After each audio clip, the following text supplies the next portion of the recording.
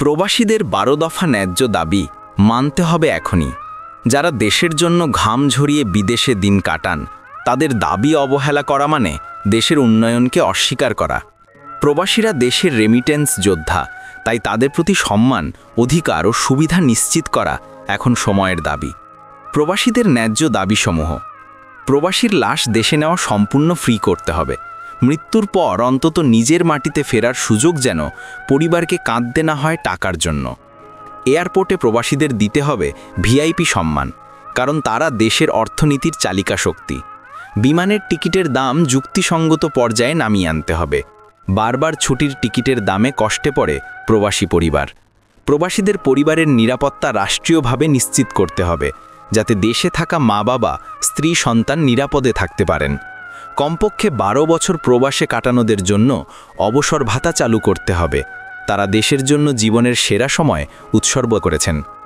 সকল প্রবাসীর জন্য প্রবাসী স্মার্ট কার্ড বাধ্যতামূলক ও সহজ প্রাপ্য করতে হবে, যাতে সব সরকারি সুবিধা সহজে পাওয়া যায়।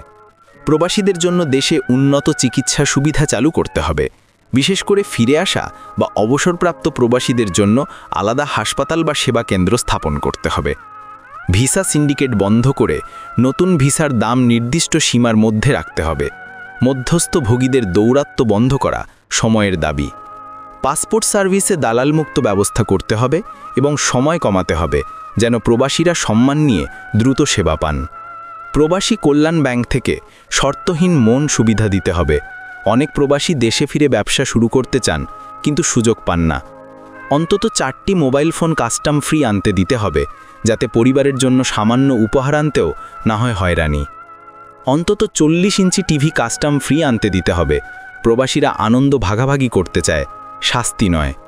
অতিরিক্ত দাবি যা যোগ করা জরুরি: প্রবাসীদের জন্য প্রতিটি জেলায় প্রবাসী সেবা সেন্টার স্থাপন করতে হবে। বিদেশে নিপীড়িত প্রবাসীদের জন্য দ্রুত আইনগত সহায়তা সেল গঠন করতে হবে। দেশের উন্নয়ন প্রকল্পে প্রবাসীদের বিনিয়োগের সুযোগ ও নিরাপত্তা দিতে হবে। প্রবাসী সন্তানের জন্য শিক্ষা সহায়তা তহবিল গঠন করতে হবে।